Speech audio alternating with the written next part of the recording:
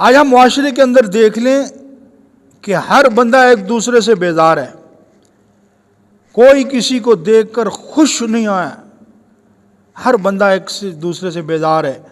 بیٹا باپ کی شکل دیکھنا گوارا نہیں کرتا، باپ بیٹے کی شکل گوارا نہیں کرتا، ماں بیٹی سے اور بیٹی ماں سے بیزار، رشتہ داروں سے بیزار۔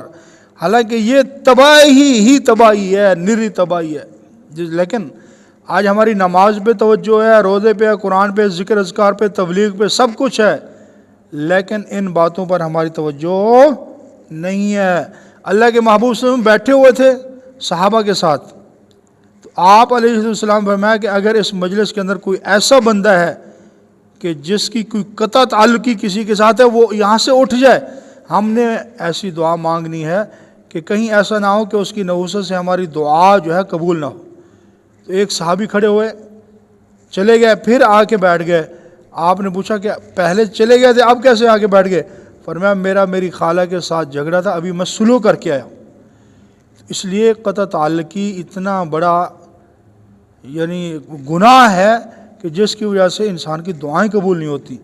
اس لیے بھائی قطع تعلقی کو ختم کریں، آپس کے ایک دوسرے کے جھگڑوں کو ختم کر کے ہر ایک کے ساتھ صلہ رحمی کی کوشش کریں۔